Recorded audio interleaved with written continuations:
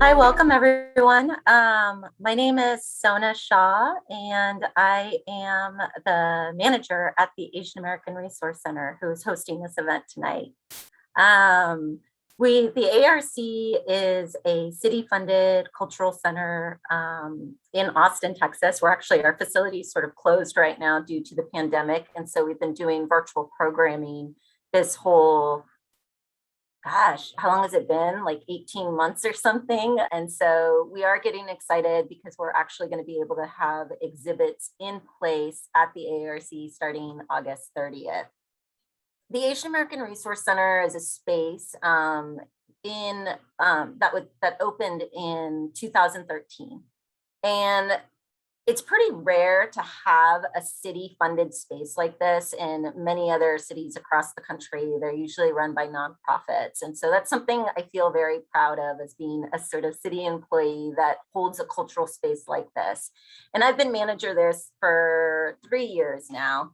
And we do all sorts of different programming related to educational programming. We have a large senior programming, and we do lots of different events. And then this one aspect of exhibits and supporting artists is another thing that we do. And so one of the things with the Asian American Resource Center is really about telling these different narratives of what it even means to be sort of Asian American. But another piece of this is also, how do we support local Asian American artists? So tonight is really exciting because this event is part of FotoAPX. I guess I didn't mention this, but we are actually in the Parks and Recreation Department, which is interesting to many folks, including myself when I took this job. And we're in the Museums and Cultural Programs Division. And so FotoATX is part of our division's annual highlight on local photographers. And so I want to thank Rachel, our exhibit specialist, who helped organize this event tonight and also worked with all of the different photographers that are here today for our panel. And I just want to say that all of these photographers have participated in our community exhibits program. And I've really admired looking at so many of those photographs. Even before I actually started working at the AARC, I was able to participate in one of Lizzie's exhibits, or my son was actually in one of Lizzie's exhibits at the AARC. And then one of the first exhibits that I think, happened when I became manager was Ben's, which was, blew me away too. And then Amar, who's really able to highlight so much of what's been happening within this pandemic and looking at, especially really locally here in Austin. And then Sherwin, I know you still haven't been physically in our space, but you will be this October. So I'm really looking forward to that. But one of the things with photography I think about, and most recently I was listening to this podcast and they were talking about the photo of Malcolm X when he was murdered and Yuri Kochiyama cradling his head, right? And when I think about these photographs, sometimes it's like, what sort of stories are these telling, right? In this podcast, there were two of the people speaking were saying how they never even knew that an Asian American was, who is this Asian woman, right? I think many times our experiences sort of get left out, and here from this photograph, so many people learned this story of, Black and Asian sort of solidarity and organizing. So I'm really excited to hear what everyone has to say about their work and how it speaks to them and the creative work that they're doing. We are very thankful to Amar Gupta, who's going to be our facilitating this discussion as another photographer. Amar is a large format photographer from Beaumont, Texas. And his passion for shooting large format comes from its ability to completely slow down the process of taking a photograph and the quality of details one gets when using a larger negative. Amar is currently a member of Contra Common in the Hill Country Galleria. And I guess I should have said, Amar, I don't think your work has been in our space yet, but I think yours is going to be installed very soon. Ummer was probably our first virtual exhibit that we did during COVID as we tried to figure out how to do programming in this virtual way. So thank you all for being here. Thank you, Ummer, for facilitating, and I'll pass it off to you. Hey, thank you all for joining us. We've got a really good group of photographers with us today. So the question is, as an Asian Pacific Islander photographer living and working in Texas, are there any specific issues brought on or magnified by the pandemic and or the documented rise in anti-Asian hate and discrimination that changed or challenged the way you practice or even conceptualize portrait photography? So for my series, the pandemic is definitely a central point. I personally was bar backing at Stella San Jack at the time, and we basically all got furloughed right around March 13th when the pandemic first hit. And I just knew it was a really crazy experience that we were all going through at the same time, and I wanted to document it. So this is the introductory photograph to my latest series. It shows a boarded up downtown. Most of the photographs in this series are portraits, but I just wanted to give you a general idea of what I was trying to convey throughout the series. And then this is a photograph of a sign that says "Closed for now," which is kind of what happened to almost every restaurant and every bar throughout most of the US. I really just kind of wanted to highlight what was going on throughout the city. And I felt that doing it in a photojournalistic type of way would be the best way to reflect that. And I know that Lizzie also has a background in photojournalism, so I'll go ahead and hand it off to her. Hi, everyone. I'm Lizzie. I'm a visual storyteller from Austin, Texas. I have an art and journalism background, and I also teach photography at ACC. And I just want to start off by thanking everyone for being here tonight. Thank you, Sonia and Rachel, for facilitating this talk. And it's really an honor to talk about photography alongside this really talented group of photographers. So I want to start off with this project that I did actually from a grant through the city. And it was a project in response to the pandemic. And I had the opportunity to collaborate with AARC on this project. In this project, I invited neighbors from District 4 and surrounding districts to write about their year, about 2020, and how did the pandemic affect their lives. Because I know, this last year and a half, so many of us had a difficult time, whether it was missed milestones or losses or dealing with mental health. And I wanted to hear from my neighbors.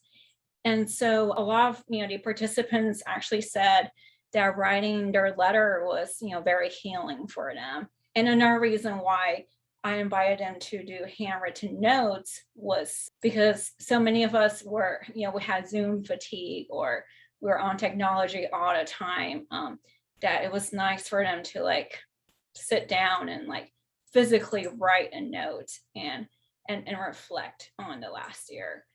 For me, just as an artist, I see myself as a platform for people to share their stories and just getting their stories out to the public. And as far as with the rise in anti-Asian hate and COVID this last year, I've actually received a lot of freelance assignments. We're taking on new clients, and this was a story I did for Box on Sandy Chai. She's a mother from Taiwan, and where she had a frank conversation with her biracial daughters on race and being Asian during this time.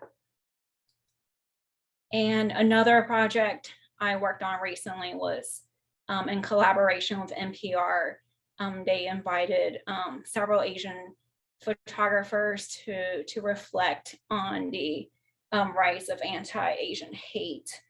And for me, I wanted to document my father, who was also an immigrant to this country in the 1980s.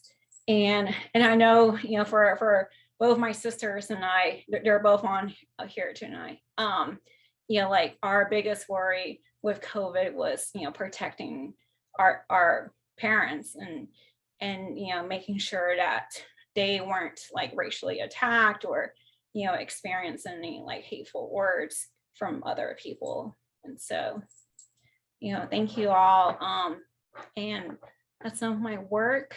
And I'm going to stop sharing my screen and pass it on to Sherwin. Thank you, Lizzie. I share many of her sentiments, all of her sentiments with regard to being on this panel with everyone. I am very much looking forward to having a conversation about so many things. So hi, everyone. My name is Sherwin Tabayan. I was born in the Philippines in 1982. My dad was in the Navy. So the images I'm showing here were actually taken almost 10 years ago when I began documenting my father and the generation of men and families who also joined the Navy from the Philippines. With regard to the question, this last year has been kind of a bit of a personal reckoning for much of this work. I kind of put it away after I had taken it, but over this last year, instead of actually maybe in contrast to some of the others where they were taking photographs during this period, I was kind of looking back at these photographs, kind of reconciling feelings about my life growing up, who I was surrounded by, this community of men and women and families, and the lives that they built in the United States. And so for me, a lot of my compulsion to share this work, to kind of reintroduce it, was because I was interested in finding pictures that offered a sense of dignity, offered a way to kind of occupy and take up space, to make claims. Because oftentimes I think of photography, there are so many ways to think about photography, but one of the ways I like to think about photography, especially in this case, is that it's a pointing device. And so when I saw this photo, when I made this photo, I really kind of enjoyed that opportunity for this individual to kind of point at himself. And to point at himself within photography also kind of contextualizes himself in this space, right? There's this array of other people with him. And so kind of looking at these pictures, portraiture kind of became much more simplified because you see these kind of echoes in other ways that people arrange photographs, portraits, and share them and collect them and accrue them. So for me, this last year kind of simplified my idea of portraiture, because oftentimes many of my other projects don't really deal with photography directly. They tend to be photographic projects about photography as a subject. So it's not very often that I engage maybe this intimately with the work. And so kind of this last year has been kind of coming to terms with that, this way of dealing with portraiture and photography. With that, I'm happy to stop sharing the images and hand it off to Ben.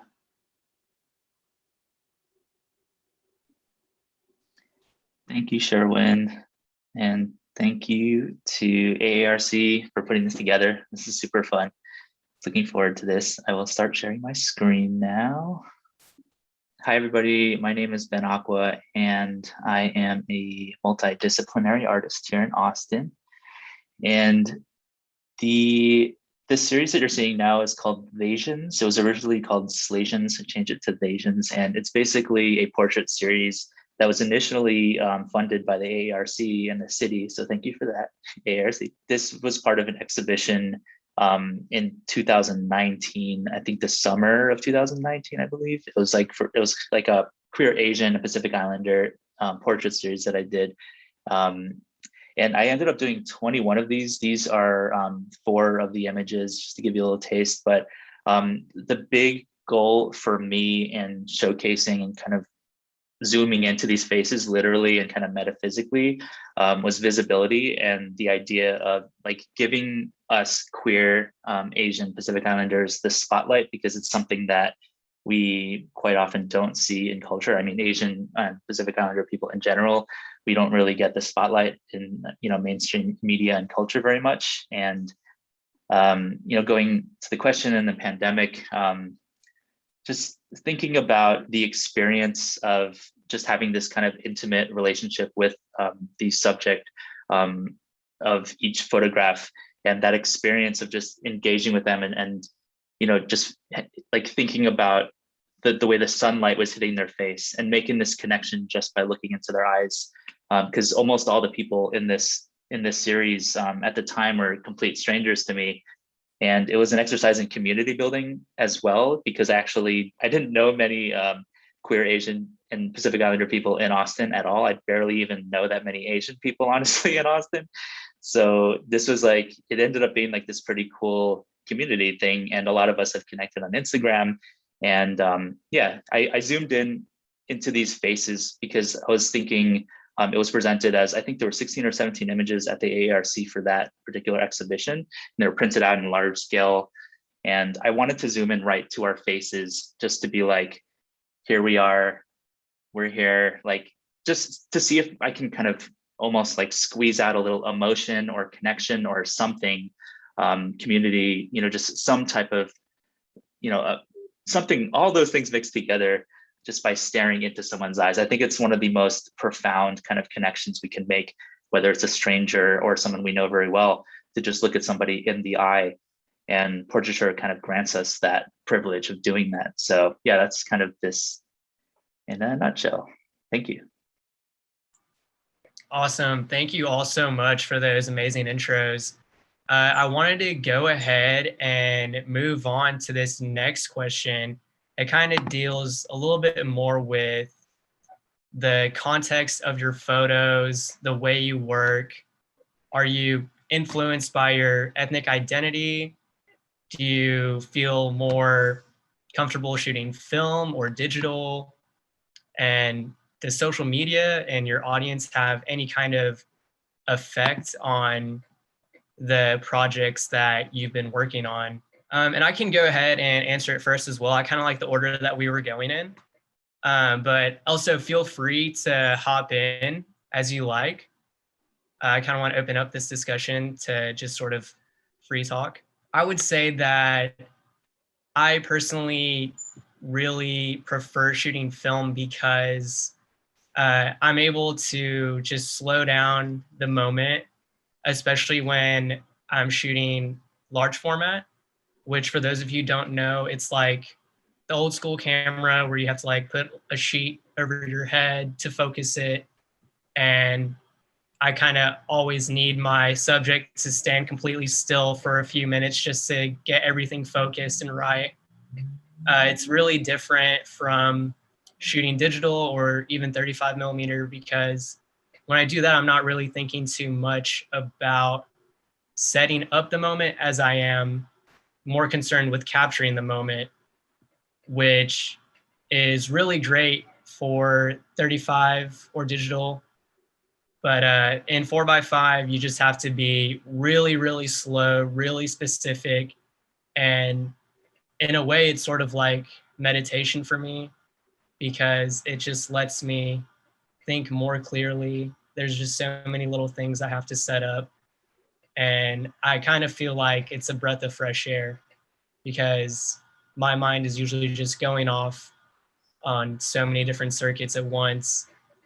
And the ability to just kind of slow things down, I feel, has really made my work look much more mature. And I feel like that's probably one of the biggest things that's had an impact on my work as of lately. Yeah, I totally agree with Amar. Also shooting a lot of film myself. So I actually learned photography, on film, and I just, really loved the process. But there was probably a time period in my life where I had to photograph digitally for work purposes. But it just got to a point where I felt like I was like a robot, like clicking away and not thinking about the process of photography or the images that I was creating. And so I would say about like 7 years ago, I picked up my film camera again and started to shoot, all of my personal projects on film. I mainly use medium format, audio photographs that I showed tonight was What kind of camera? I have a Hasselblad medium format camera. Oh, which one? 5013 or? Yeah, the 5013. Oh, I Yeah. love that. Yeah, I'm so jealous of your large format. I almost like bit the bullet and like bought a large format camera, but You should get one. I knew myself like I wouldn't like use it that much. But yeah, I definitely agree with Amar. Like I love the process of slowing down, because when you're shooting film, like you're limited with the number of frames you have, and it's also very expensive. So it really forces you to think more about the images that you're composing and creating, and it's more of a, I guess, like a collaboration with the person that you're photographing, and you're also building more of a relationship. Yeah, I totally get that. Yeah, I don't know if Ben or Sharon, they use film or digital.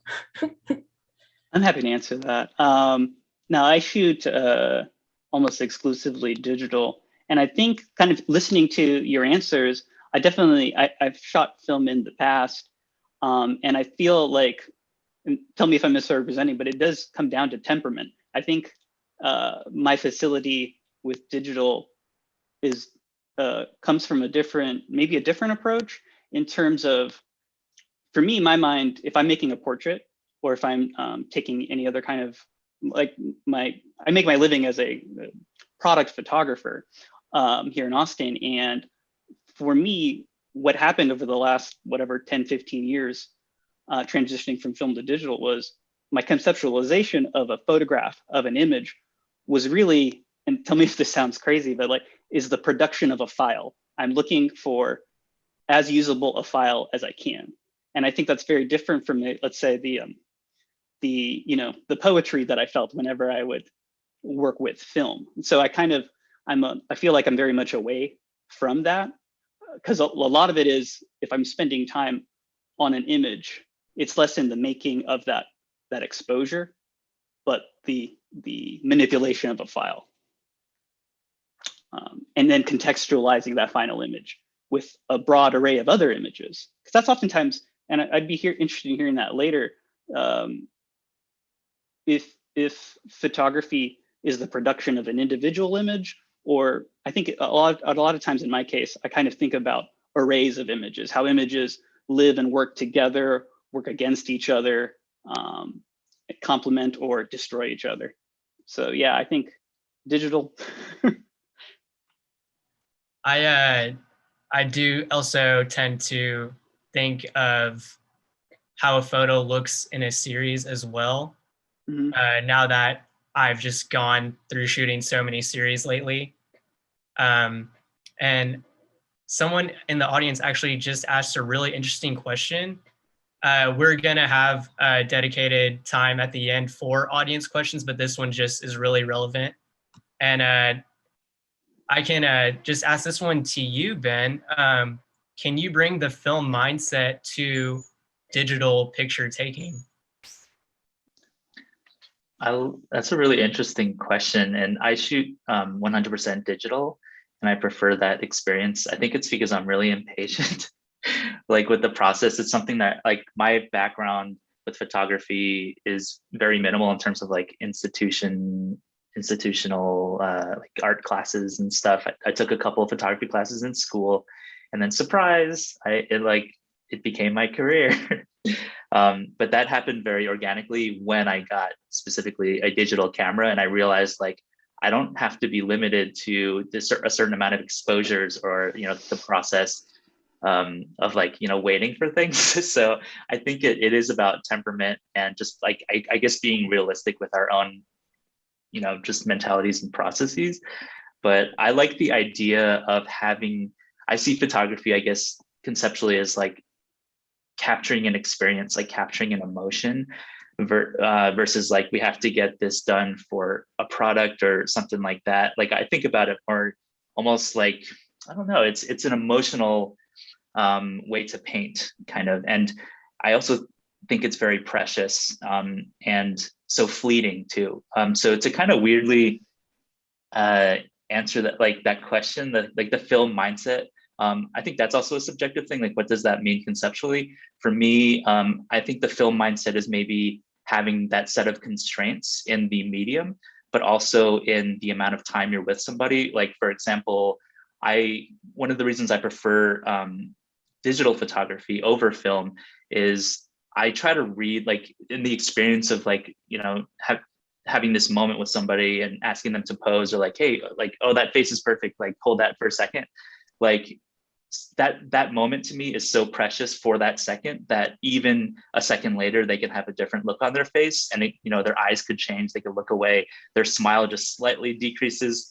So at the same time, I think answering that question, like having the film mindset, for me, I'm not one of those photographers that takes, nothing wrong with it, but I don't take like a million exposures when I'm doing portrait shoots. I actually take a very I don't take like a set amount, but like I'll just kind of take images until I feel like it's done, or I feel like I got that moment. So I've done portrait shoots, not that I'm like, I'm the best photographer in the world, I've figured it out, because sometimes it takes like 200.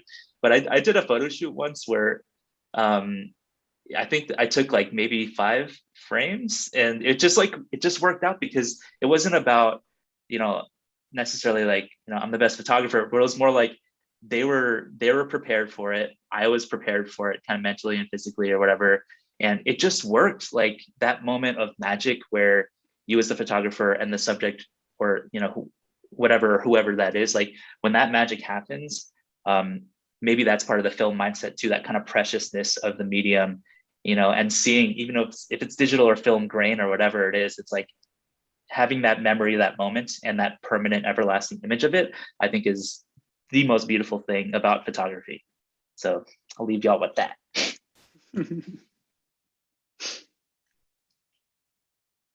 That's awesome. I love that answer.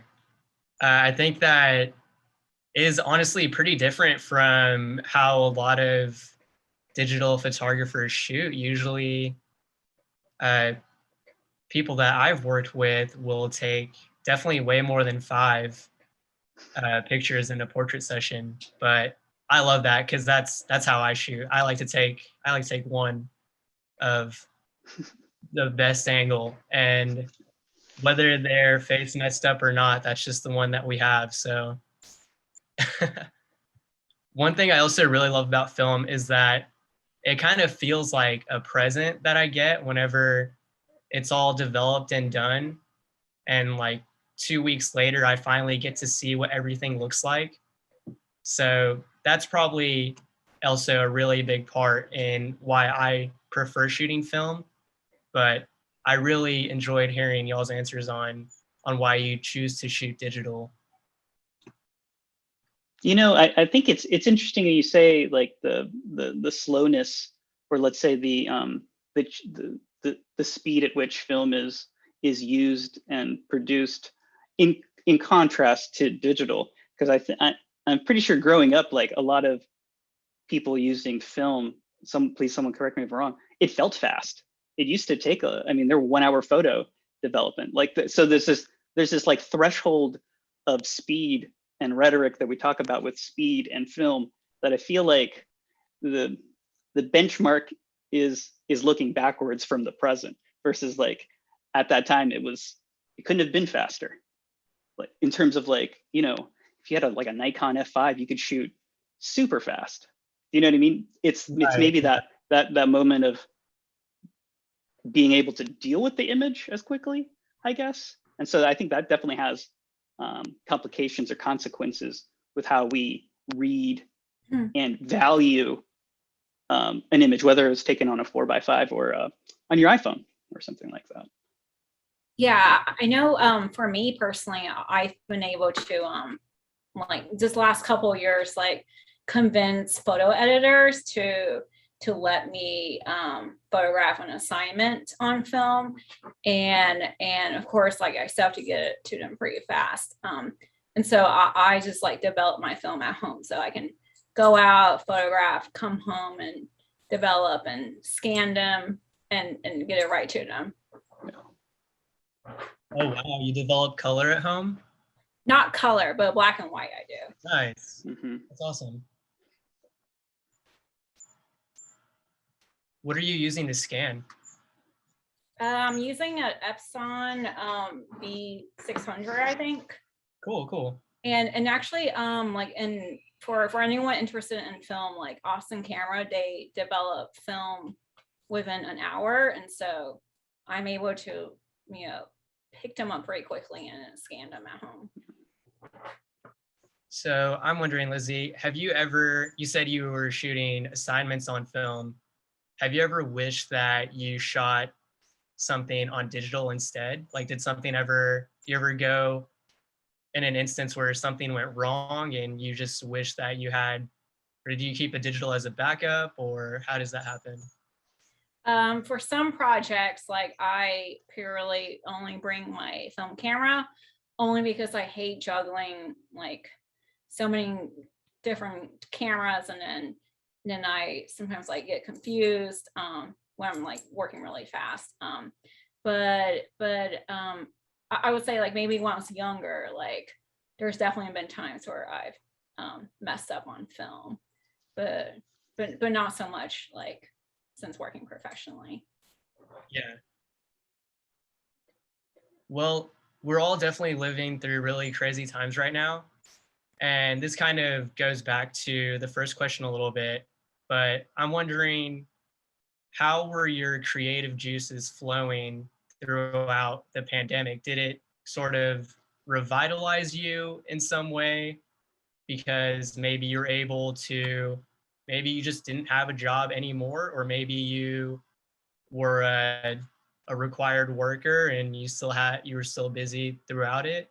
But I personally felt like I was working so much before the pandemic, and when it hit, I kind of had a chance to just like slow down and reevaluate what was important to me. And I hadn't shot much of anything in a really long time, but since I had basically nothing but time on my hands during the pandemic, I sort of kind of felt revitalized and wanted to go out and do a new series because of it. I'm wondering, how has it affected y'all creatively? And let's go with you, Sherwin, on this one. Oh, okay. You know, I'm going to be honest. I think the pandemic, I was demoralized. I think in terms of creativity, and if I can be honest about that, it was the last thing I wanted to do was pick up a camera, right? And so again, kind of going back to the images I showed, I didn't take those pictures last year. I went through them last year, right? Because like 2020, I mean, it was a reckoning on so many different levels, and I felt like, you know, creating something wasn't the most important thing. I did make stuff, but a lot of it was listening, like finding out who was out there saying stuff, who was out there trying to contextualize, make sense of this moment, an ongoing moment. Sometimes they were artists who I found inspiration from. Sometimes they were community organizers. Sometimes they were just like, you know, social media is very good at like kind of sharing that stuff. And so making, yes, but only after a lot of listening, only after a lot of like reckoning with, you know, why don't I want to go outside last year, right? Why did I want to stay home? Why did I not want to get what I felt were, potentially kind of awful looks from people. I don't even want to think about what other people are thinking. Why would I want to? It was a weird state of affairs that I definitely didn't have control over. And I think a lot of photographers would probably make the claim that like some of it, some appeal of photography is that sense of control, right? And so that kind of to kind of move and operate in spaces where it felt like the control that I thought I had was taken away from me. That's something I wanted to listen to. You know what I mean? Like, and so it's a maybe it's a long way to answer your question, but like, it made me go back to images. It didn't necessarily make me take images, but it made me look back at like, why did I take these pictures of my dad and the men in this generation? What claims are they making about what it is to be an American, an Asian American, a Filipino American in the United States? What does 2020 say about that? So that's the answer. Interesting. So did you have this series already like put together and on your website? I had versions. Yeah. No, thank you. I had versions of it, but I wouldn't say it was a series until I started. I took the images. They lived on a hard drive for 10 years. I showed maybe one or two, but I did not feel compelled. I felt like last year compelled me. Right. To look at them, because I feel like I mentioned, oftentimes the work that I've been doing with photography doesn't involve so directly portraiture as like the subject in the picture is the subject I'm interested in. It's oftentimes roundabout, but for this one, that kind of context collapsed. It was nice to feel distant from the pictures, but then kind of re-engaging with them, it felt too close and kind of too difficult, and it took some time to kind of look for the authors, look for writers, look for speakers, look for people who'd been thinking about these questions much longer than me just showing up last year and kind of like confronting them and not knowing how to ask the question. So the body of work didn't become a body of work until last year, though the images existed for 10 years. Did you feel like it was a necessary time to show this sort of sense of patriotism whenever all this kind of anti-Asian American hate was coming about? Because you said your family was in the military, correct? Mm-hmm. Yeah, my dad was in the Navy. My brother served as well in the Navy. My dad retired after like 20 plus years in the Navy. So, and there are a lot of Filipinos in the Navy, or at least that's what it felt like growing up. I was surrounded by communities of Filipinos within, U.S. Navy military bases. I think at the beginning, I think that's kind of how I approached it, was like,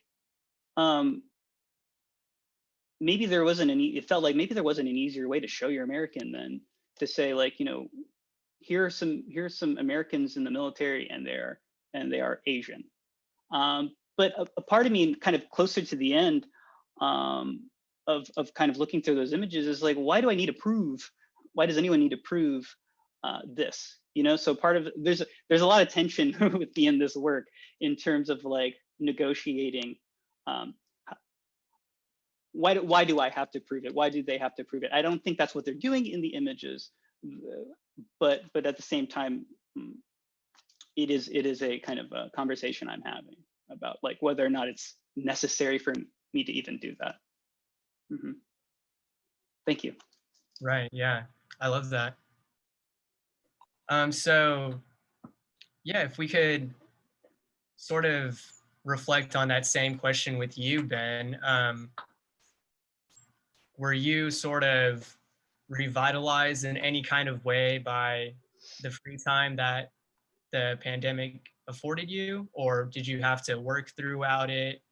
Were you just kind of, chilling, waiting to see what happened with your artwork, or what were your thoughts during that major shutdown section of last year? I have so many thoughts, but I'll try to condense it. I went through a period of being scared to take photographs, especially in public. And I actually went through like, slash I'm still going through like a lot of trauma around just being in public, like not even talking about photography, but just like going to HEB to get groceries kind of vibes. I was put into an emotional state, or I felt an emotional state where I just felt the same type of vulnerability that I felt growing up. I'm half Korean, my mom was Korean. My dad is Caucasian, kind of Jewish New York person. And like just growing up in the Northeast, I grew up in the New York area, and I actually experienced a lot of racism just like to my face, even as a kid growing up in that area, unfortunately. And I felt that same way, kind of like, especially when there were a lot of attacks on Asian senior citizens in the Bay Area. And that kind of seemed like that there's always been attacks on Asian people, obviously, but like that like wave of attacks was like very confusing to me. And it was a very conflicting thing to be like, do I show pride in the fact that I am Asian and, you know, all the work that I've done, you know, to get to this point where I felt like I was really strong and really like, I was like, oh, I don't like, screw these people. I can do whatever I want. Like they can call me whatever they want. But I was brought back to that place where I was just like, no, I don't even want to show my Asian eyes in public. So I still feel like I'm kind of going like through that, and how that affected my creative process is I didn't want to take photographs either. Like my photographs are almost always done, at least the portraits are always done on site. Like I don't have like a studio space where people come and I shoot them here kind of thing. And it felt kind of ironic because that series, the Asians series, was all done specifically outdoors in broad daylight in front of everybody, you know, zooming in onto the face, but every single one was natural light. I didn't bring any equipment except for my camera. It was just this very like intimate, you know, Asian to Asian moment. And I had a lot of pride in that. And it's weird because I felt like I needed to push that project more when the attacks started, the wave of attacks started happening and still are happening. But at the same time, I felt that kind of like shame of like, you know, going beyond that stereotype of, what is it called? Like, y'all help me out with the term, not the stereotypical, but Model minority. Model minority. Thank you. Exactly that. That feeling of like, I have to be a quiet and gentle Asian that never sticks their head out. You know, like I don't want to be that personally almost ever, but like I did feel like it during the pandemic.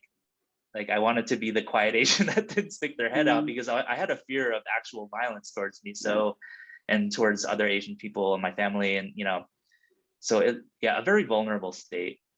I do feel like I'm coming out of it now, even though obviously the pandemic is not over. But you know, being vaccinated and all that stuff gives me kind of a boost of, you know, like I have that feeling back where I'm like, I need to get out and do something.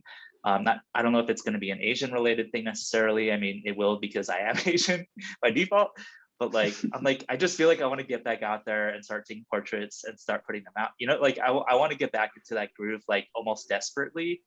And this pandemic has really tested so many aspects of the creative process, emotionally, you know, how I feel about my life, how I feel about other people. I mean, it's, yeah, so many thoughts. I'll leave it at that. Thanks for that, Ben. And what about you, Lizzie? How has the pandemic affected your creative process? Yeah, thank you for sharing that story with us, Ben. Because I know for me personally, like at the beginning of the pandemic, I felt like very self-conscious, like wearing my mask like publicly, and just like really worried about like how this pandemic could affect like my family's safety, especially like, you know, our parents. But for me, like creatively, my process, I would say, actually like photographed a lot during the pandemic because that was how I was like processing a lot of my emotions, was by creating. And I'm also part of Women Photograph. So we had a journal collective that went on for an entire year where it kind of forced us to go out and photograph. But of course, like not around people, for safety. But I just did took a lot of walks around the neighborhood with my husband, and shot a lot of film, came home and processed them. And like for me, that process was like very therapeutic and just calming, like to be in the dark and developing my film and scanning it. And so, and or just even taking photographs on my iPhones on walks, like seeing the ducks every day at a park. Just even small stuff like that. Or like a lot, like because during the pandemic, like we're still in a pandemic, but we've had 2 springs now. And so like to me it's wild to be outside and like photographing like these beautiful flowers, or like butterflies like coming out. But the world is like in this crazy state of a pandemic.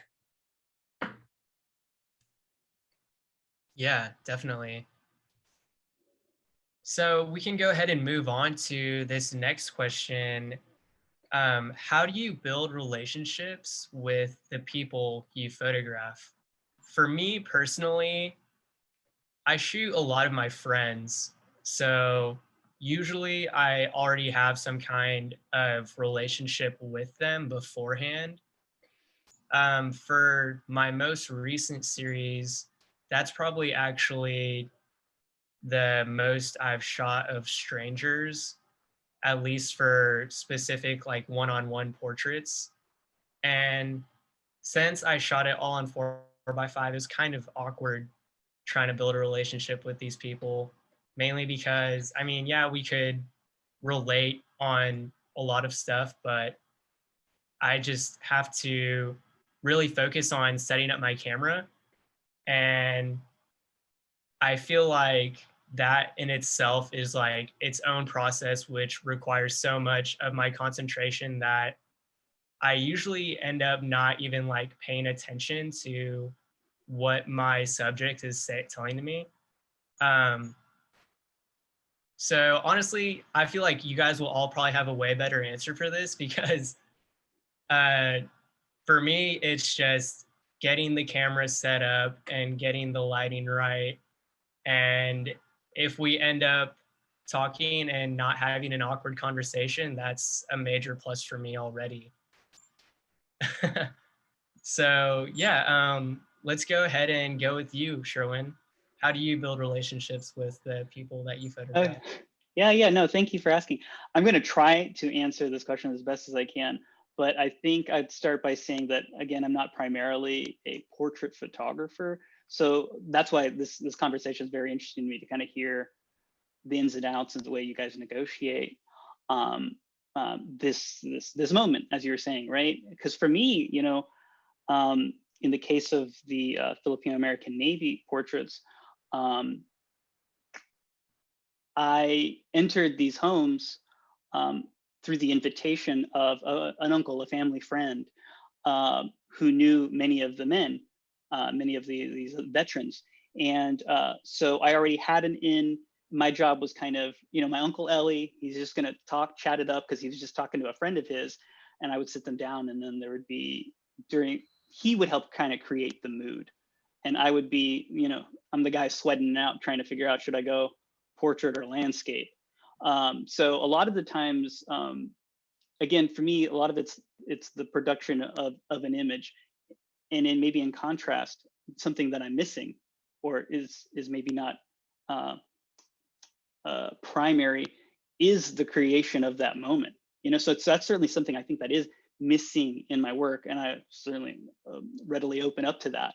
And it's something I'd probably want to kind of engage with more. But I'm kind of thinking about like photo history, and in terms of like the way other artists and portraitists have kind of engaged with that interaction.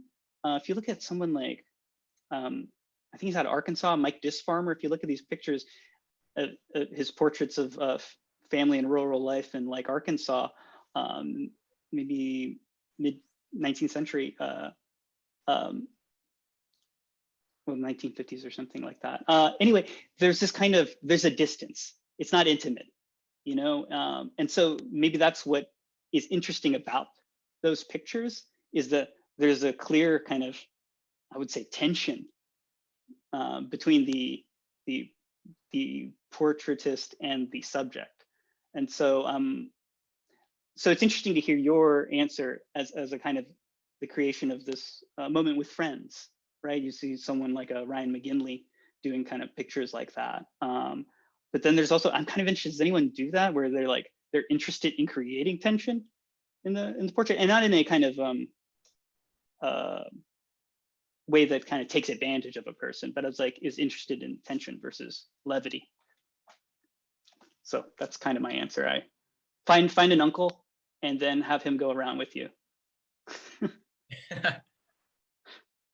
And before we move on to everyone else with that question, I wanted to go ahead and open up questions to the audience. If there's anything that you want to ask, feel free to post it in the chat and we'll try to get to it. But for now, Ben, what about you? How do you build relationships with your subjects? Body language. I pay attention to how I interact with somebody in so many different ways, but I think a lot of it has to do with just like doing whatever I can to make the person feel like the most special person in the world in this moment. Because in that moment, to me, like they are special, like they're very, very special in general, but especially when we're sharing that moment to, I don't know, to look them in the eye and be like, this is going to be fun. You know, like I think one of the hardest things to do is to form that connection, and it doesn't always work.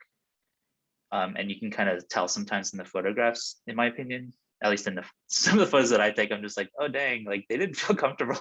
I took 100 photos. They still look nervous. Sometimes they like, you know, they like to drink a glass of wine beforehand, or I'm like, that's cool, whatever you need to do to get, you know, comfortable. But I think I just try to get people kind of excited about it and be like, what can I do to make it comfortable for you? Like, do you need some water? You know, like, how's your day today? Like, keep it kind of informal. I really love that one-on-one kind of portrait experience where it's just me with a camera and then them, you know, pulling a look or whatever they're doing. Like the idea of having like a team behind me with all these lights and, you know, people doing this and that, and organizing all that, it kind of terrifies me. And I love that just intimacy of the portrait and just having that moment. A lot of my work has been done inside people's homes too. Like my first series is called An Invasion of Privacy, because it was a way for me to capture a lot of my friends, you know, these moments with my friends. But it was also a way for me to kind of get over a lot of social anxieties I had about wanting to hang out with people and wanting to have these experiences, but not knowing another way to do it. So I just be like, hey, can I come over? Like, I'll take some photos. I have some lights. Like, I don't know what I'm doing. This is back in 2007, I guess, 2006, 2007, when I started doing portraits. And it ended up being like this almost addictive kind of thing to be like, how can we both get excited about this moment? How can we learn new things about each other? And I ended up bonding with almost every single person that I photographed more through that experience. So yeah, I would say if anyone's like wondering out there, like, how can I be more comfortable? Just, you know, be yourself, you know, take it step by step, come prepared, and do anything you can, you know, offer water, that kind of thing, like make them feel safe and special as much as you can. Like, oh, I love your outfit. Like, you know, where'd you get it? You know, like that kind of stuff. Keep it informal, at least in my practice, but that's different for everyone else. So.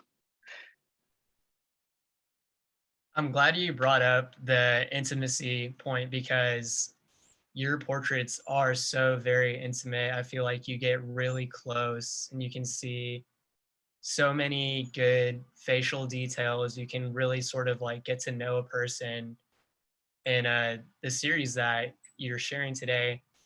And I just find that really interesting that it kind of makes sense that you went and shot in their houses, because I feel like that's what you would need to do to get that sort of level of comfort to sort of show in the photograph. And what about you, Lizzie? How do you build relationships? Well, for me, like building relationships is probably the main reason why I fell in love with photography and visual storytelling. I love like meeting people. I love talking to people. And I really see photography as a vehicle for people to tell their own stories. And I'm just that vehicle for getting that story out there. And you know, whether it's like a quick assignment or a long-term project, like I always learn something new about the person I'm photographing. And I also think, like for me personally, like I like to make the person feel comfortable first before I ever pick up a camera and start photographing. And like Ben said, like I do agree that I prefer to go meet them at where they are at their homes where they're comfortable, or someplace where they're familiar, or something that's related to them, instead of like forcing them to like come to like a new environment where they may feel uncomfortable. And just like talking to the person before picking up my camera to start taking photographs. So yeah, for me, I definitely love like the whole collaboration between people I'm photographing. So I'm wondering, do you prefer shooting on site or in a studio? So I've actually never shot in a studio. I prefer like environmental portraits, whether it's like at their house or outside of their homes. So yeah, definitely environmental portraits. And what about you, Sherwin? Because I know that you said you did a lot of product photography. Are you doing these photos, somewhere out in a field that you feel like matches whatever product it is you're shooting? Or are you doing these in a studio with a plain backdrop? Yeah, okay, thank you. In many of these cases, it is at the client's site. You set up a backdrop and set up the lights, and away we go. Yeah, no, for the most part, it kind of stays in, you're kind of creating a kind of neutral, as far as that can be, a neutral look for product photography. Yeah. I did maybe some product photography here at home during the pandemic, where a client brought work in, and I met him outside, brought it in, and a couple days later they came and picked it up. That worked out a little bit, but it's certainly not a fast production time kind of thing. Yeah. Right. And I think maybe that's kind of where I'm hearing the difference, at least as kind of we're talking, is like, yeah, I shoot inanimate objects for the most part. And so like, I never think about like building a moment. Do you know what I mean? Like I never think about intimacy. So oftentimes I think maybe when I do approach portraiture, I have to kind of maybe keep that in mind. I don't know if I need to like, use it or like get rid of it when that moment happens. But yeah, it's interesting to hear everyone else's kind of take on it. But yeah, I shoot objects. So we just had a question from Nate Love. Actually, let's go to this one.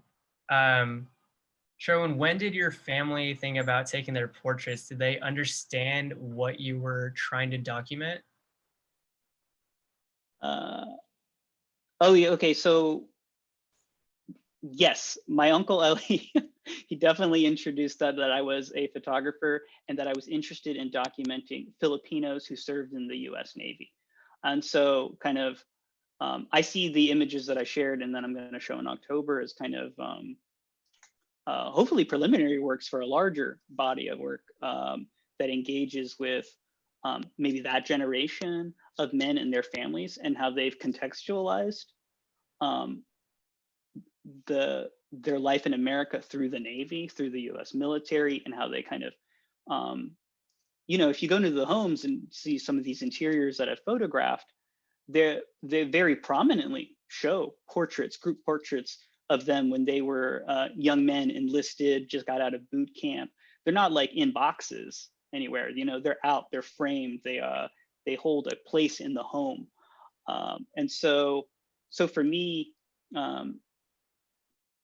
in doing this project, I recognize the importance that the pictures that not this I was taking, but the pictures that they held on to continued to kind of reaffirm decisions that they made a long time ago, about that they were coming to the United States, they were going to serve in the military. There were, it was evidence of these decisions, of participating, so yeah, I think they knew what I was doing, that a kind of initial investment of like, I'm taking pictures of Filipinos, my uncles and aunties.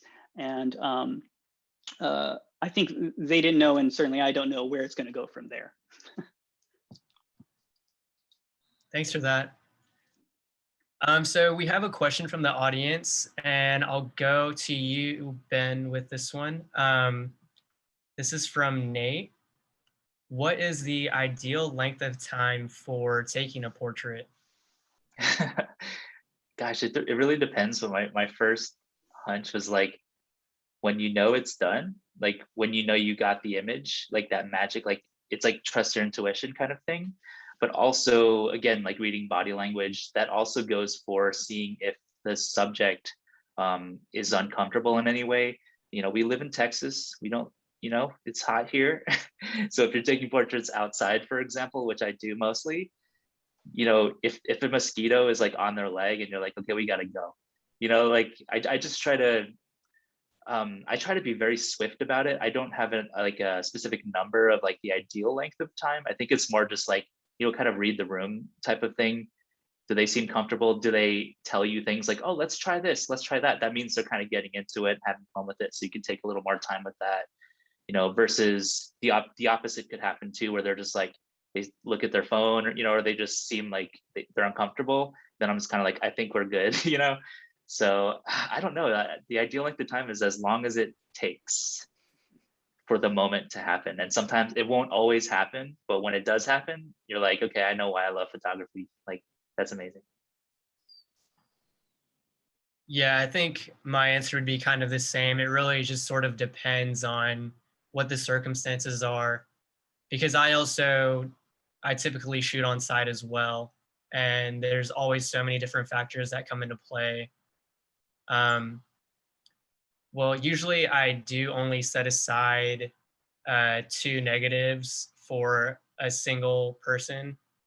And that's just in case the first one I know for sure is not going to come out.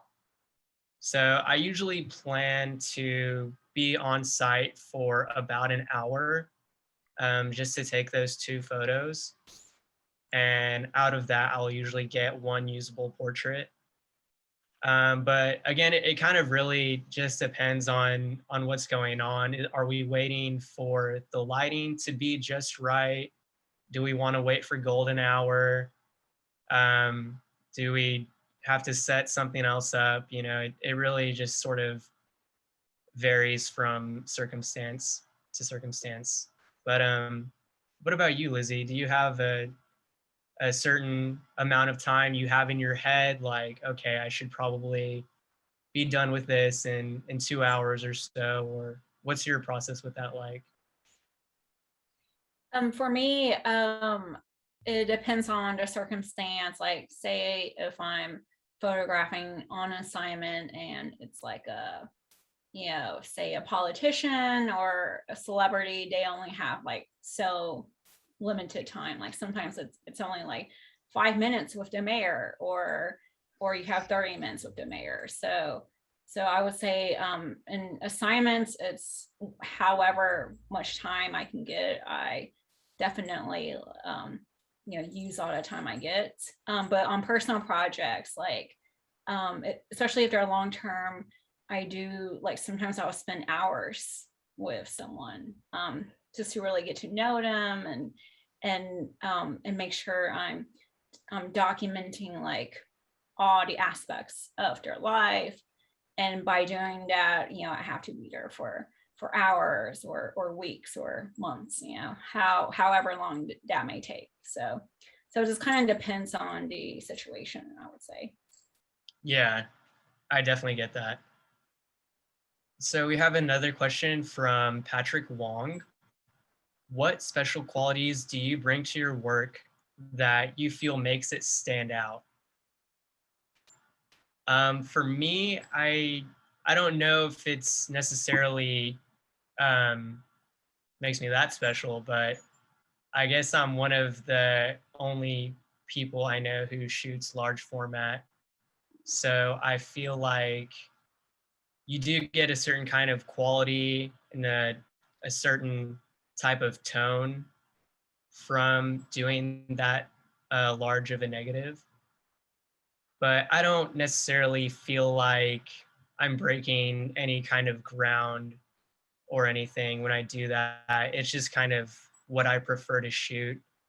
And I do feel like it adds a certain type of characteristic to my projects just because, like I said, I'm not able to take multiple photos to get, the perfect shot. I take 1 to 2 and whatever comes out is what comes out. And sometimes you'll get a really blurry photograph that's not ideal, but it'll still make it into the series. And I feel like if someone were to have shot in multiple images and gotten, the perfect photo every time, that makes it very nice and uniform.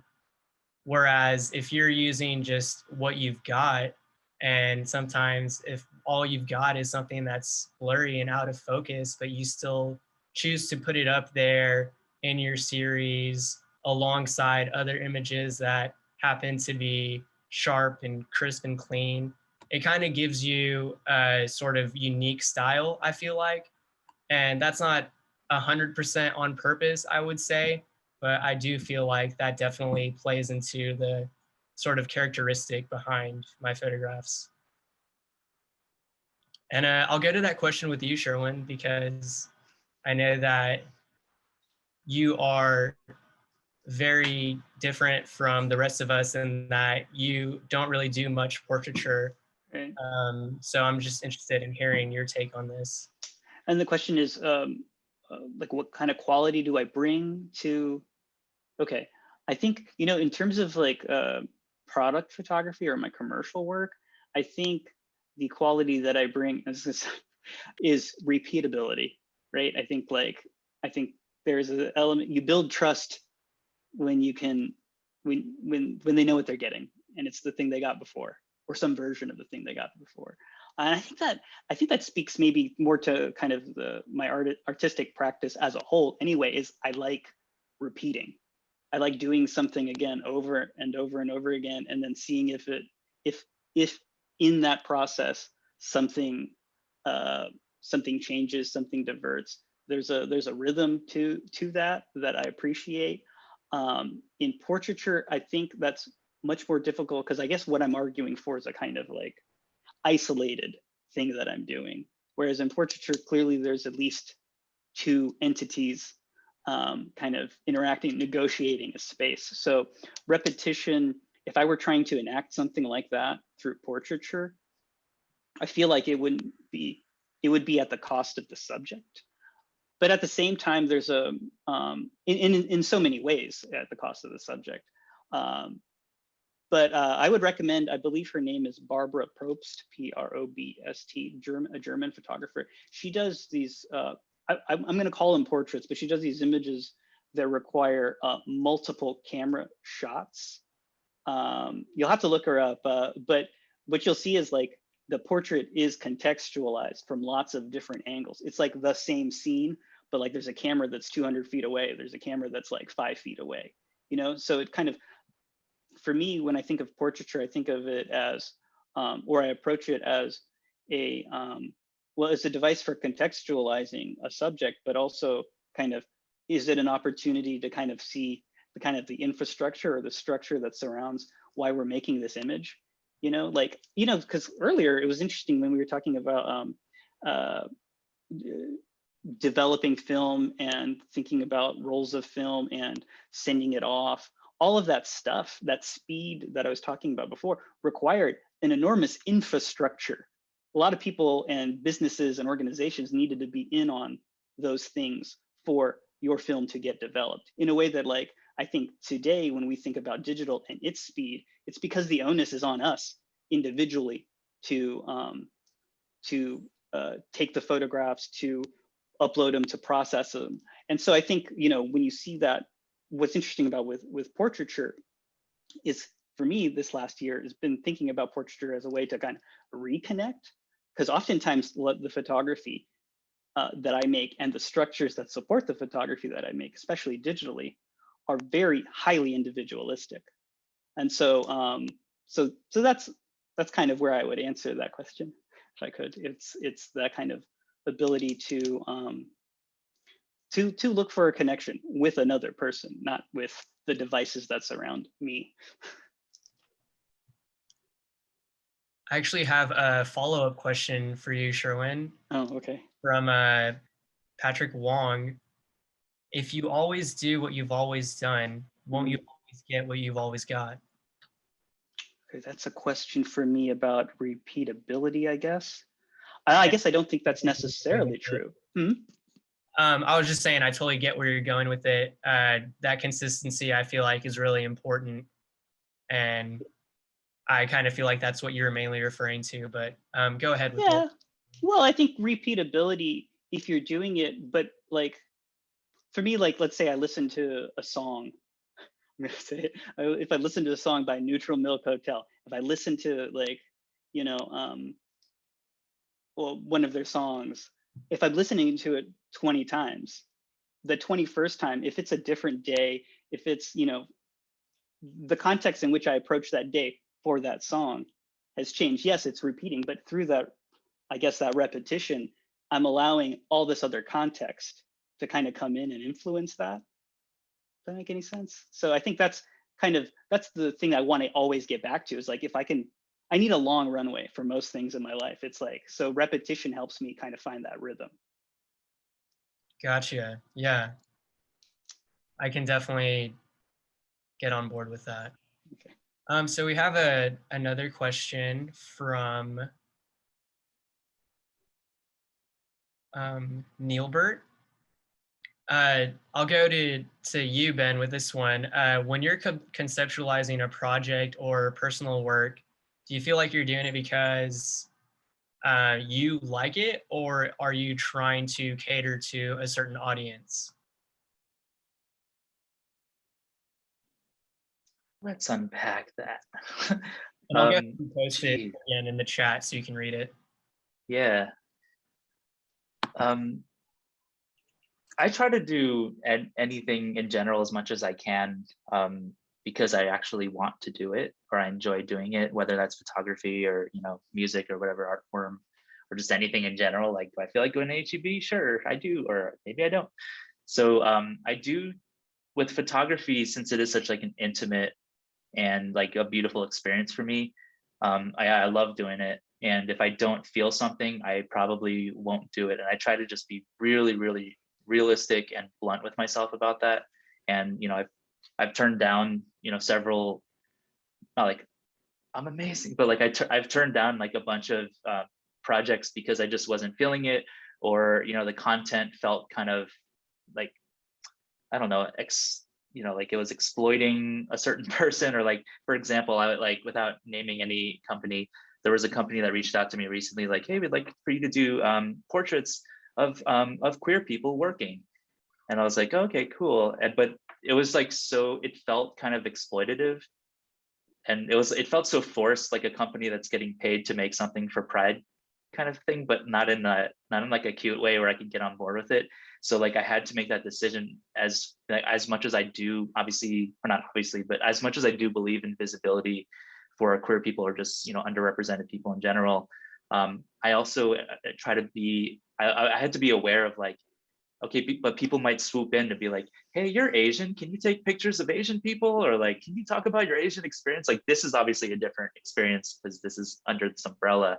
And I feel very, you know, close to this. So, but yeah, I don't know, I take it on a project by project basis, but I do try to like what I'm doing. And catering to a certain audience, I think that comes into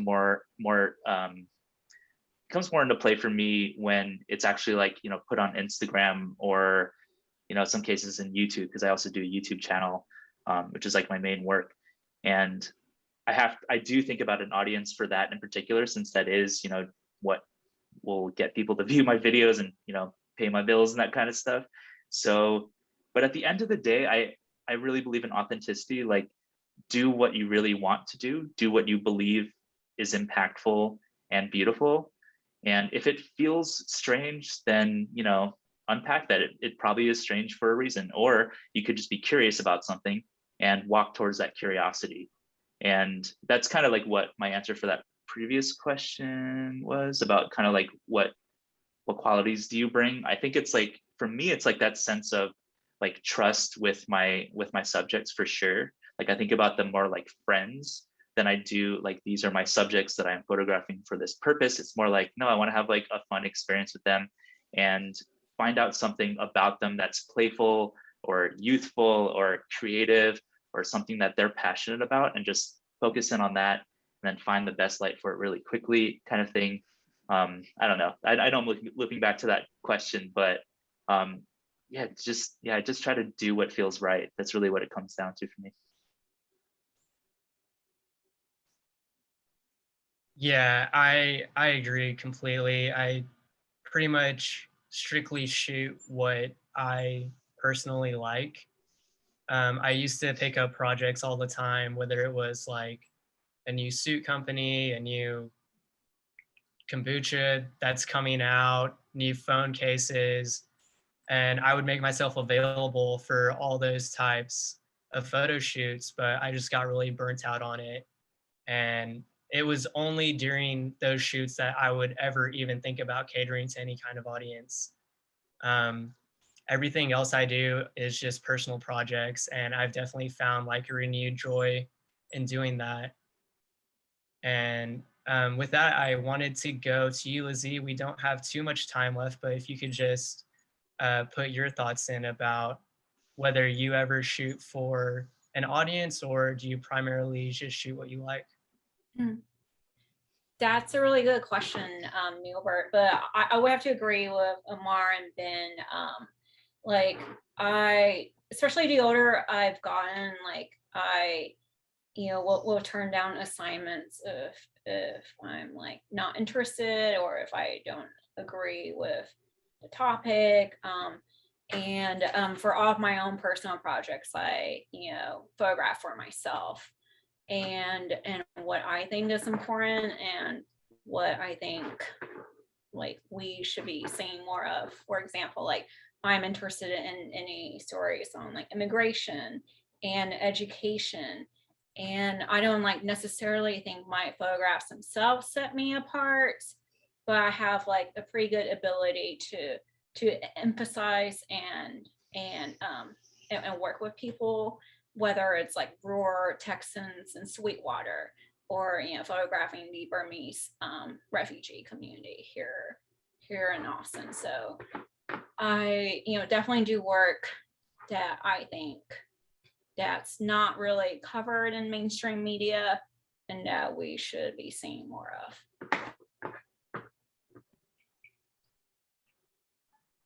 I had something real quick to that as well. I just like another reflection is like the fact that we are Asian or Pacific Islander, like and making work and being public with it, I think also sets us apart from a very like, traditionally white space that like a lot of the big photographers that people always talk about are almost all Caucasian, and it is what it is. It's fine and they're amazing. but it's nice to see like an Asian face, like all these Asian faces together, and and to see other people making work about really interesting and beautiful things. And we're like, hey, we also have Asian faces. We're here. We're also making work. We also do this. Like I don't know. I think that's also what sets us apart, kind of by default. And I think I'd add to that. I absolutely agree with you. And I think over the last year, I think I did not have an Instagram account until like last year. And part of the compulsion to get on Instagram was to kind of reconnect as best as I could in a kind of quarantined way with other people. And so I certainly did find my friends there, but I also found other communities, intersectional communities who shared their stories. And so, my feed these days is less like art and photography and more just kind of these conversations about, like Lizzie was saying, these topics that aren't maybe not so broadly shared, but certainly are shared and communicated. So I think especially kind of maybe me closing this up on my my participation here, it's like this last year, this conversation, I think all of these things kind of came together in a hopefully a useful way for me in terms of like finding communities outside of myself, right, and my circle that I've kind of put myself in. So I want to thank you all for that. Yeah, I really wanted to thank you all so much for your input. And I want to give another big shout out to the AARC for hosting this discussion in a time where I feel like our community really needed it. At this time, I'm going to turn it back over to the staff for the outro. Thank you all so much. I think it ended on such a note about why like a space like the Asian American Resource Center exists. Ben, to your point about just that sort of representation, right? And I think many of us experience, especially if you grew up here in Texas or anywhere in the US, you didn't see portraits like y'all's or photographers doing this for a living, or artists. So thank you all so much. Here's information on the survey link, and then also everyone here on the panel, their Instagram accounts and websites. Please follow us. There's a lot more stuff going on at the AARC. One of the things I forgot to announce in the beginning is that we actually got a $7 million bond. And so we are going to be expanding our space to be building a performing arts space on our site. And so later, probably in like the next few months, there's going to be community engagement around this. And I really hope that many of you participate in that. So thank you, everyone. Thanks, y'all.